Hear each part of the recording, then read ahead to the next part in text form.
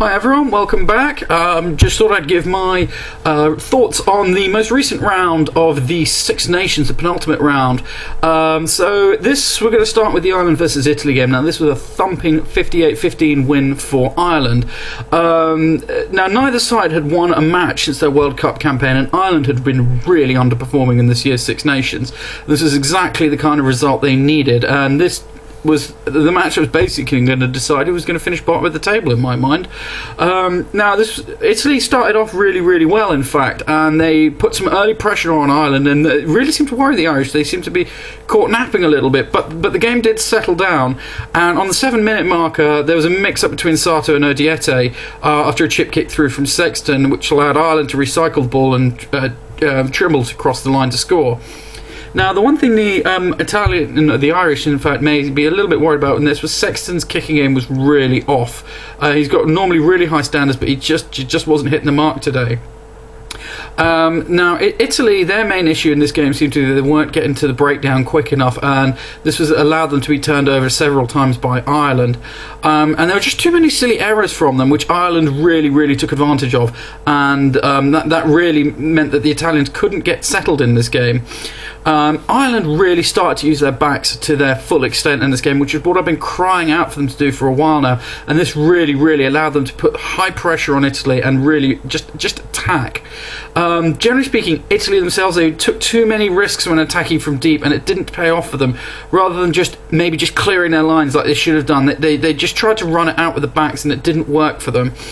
Now, this in turn meant Ireland could continue to rack the pressure up on them, and they managed to score a load of tries through McGrath, Stander, Payne, Cronin, Madigan, McFadden, and a brace from Heaslip. And this actually broke the Irish record in the Six Nations, as they scored 9 tries in this game.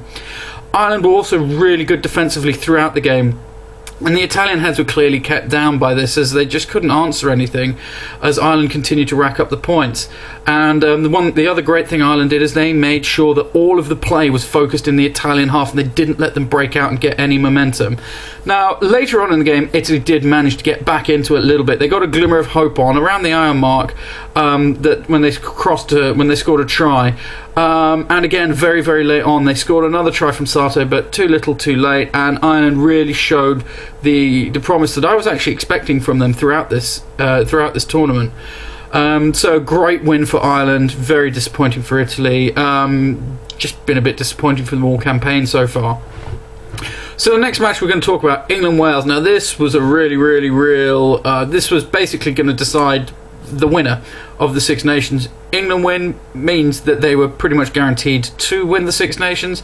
A Wales win would have meant that Wales were in a shout of winning the Six Nations, however would have required results to go in their way. Now, England started out with really great early pressure and great breakdown work from England. Again, they were stealing the ball. Good, intelligent play, and Wales looked completely beaten. All ends up at the scrum, at the line-out, at everything. Itoje was excellent at the line-outs. I'm amazed at how high this guy was getting off the line-outs. And also, on top of that, Vunipola again causing problems for defenders. He was just rolling through them all. These two looked like they could be a formidable partnership for the England team. Now, England also looked to use the aerial game. This gave them mixed results, but in the first in the first half hour, though, it wasn't the most exciting. England were clearly in control of this game. They looked really cohesive, and they just looked like they were just going to smash Wales. Eventually, Watson crossed to score for the first try, and in the first half, when you look at it, Wales made 83 tackles and missed 19. They missed a fifth of their tackles. You cannot do that. That is criminal. Now, from the Wales point of view, again, they kicked in the first half there was a little bit in the game at this point. They turned down 2 kickable penalties. Why would you do that? England turned the ball over. They turned down guaranteed points, which they shouldn't have been doing. Wales did eventually get on the board when Ford elected to kick under heavy pressure from Biggar, and it got his kick charge down, and Biggar just picked the ball up and crossed over. Wales at that point hadn't deserved the points on the board in my mind. They had been poor, and credit them for putting the pressure on and getting that. Now that Wales did have another blow a bit later on when they lost their captain Warburton to a head injury. However, that didn't really seem to faze them at that point, as England were just racking the points up, and they had a 19-point lead at one point. Wales got themselves back into it again and settled the game. Now, just as I thought, Tuilagi came off the bench with about 20 minutes ago. Obviously, the key was that he was going to batter some holes into a tired Welsh defence, but he didn't really seem to get much going in the game. Not necessarily through his fault. I just think England seemed to be a little bit more tired at this point. Now, with the game basically in England's hands, Wales got a try with 5 minutes left on the board after a well-worked scrum allowed George North in to score. Wales then really cracked the tempo up, and they were desperately looking for further scores, and Faletau burst through with 3 minutes left to make it a very close run game. I mean, this one ended 25-21. It was really nervy finish from England, and there's going to be some concern about their ability to see a game out. You know, the old glass chin. Can they manage a game out now? And if Wales had played like they did in the last 5 minutes throughout the whole game, they probably would have won this one.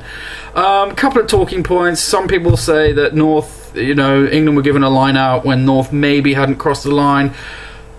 Yeah, they're probably right. But then on the other factor of it, Wales had a Welsh player, I cannot for the life of me remember who it was, could have been sent to the bin for making contact with the eyes of an England player. Penalty was given.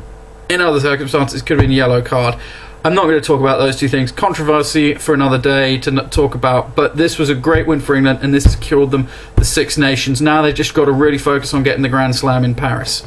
We're going to move on to the final game, which was Scotland versus France, which finished 29-18, and just as I predicted, Scotland produced a really mature display, and they got the result that they finally deserved in the Six Nations. France really shot out of the blocks, though, and within 5 minutes they got themselves on the score sheet when there was some really great backs play from Vakatawa and Fofana, keeping the ball alive to allow Giraldo to score. Great offloads from everyone in this one. And this really set out a good stall for the French. However, poor kicking from Tranduc really could have secured them better early lead, and I was surprised that Tranduc's kicking wasn't on form, as he's been really good for the French when he's come on recently. Now Scotland got themselves back into the game, and they got a couple of penalties from good early pressure. And France, what I liked about the French in this was they were looking to keep the ball alive when they got possession, and they were definitely looking to try and get back to the traditional way of really good backs rugby, and that actually made me really happy to see. Scotland, though, also showed that their ability to get quick ball and keep the offload game going really favoured them. Stuart Hogg crashed over for a great score before Duncan Taylor's quick tap from the halfway line allowed him to basically sprint the entire length, from the halfway line, almost unopposed to score for another really great try. Now the French managed to strike back just before the hour mark, just before the half, with some good patient build-up, and allowed Gaël Fickou to cross to score and keep this game really kind of ticking over, really. I mean, it was a close battle. And the second half was a bit more sedate, and both sides were definitely playing with a bit more caution. Both sides trading long-range penalties to keep themselves in the hunt, but Scotland eventually managed to bag another try with some great hands from Stuart Hogg, with basically what can only be described as a no-look over the head pass to Visser, whilst jumping, allowed Visser to dive over and give them an 8-point lead.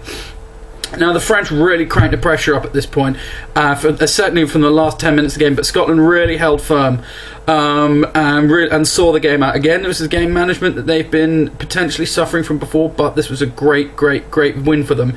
Now France really shouldn't be too hard on themselves, as this was a massive improvement for me, in my opinion, game-wise for them. In comparison to previous games they've had, I've been so frustrated with the French play, but this was much better. If they continue to play like this, they will get the results they want. Scotland, though, credit to them, great result for them. That's basically my roundup of the Six Nations. Would love to hear what other people say. Stick your name down, stick a comment down. Hope to hear from guys soon. Thanks a lot.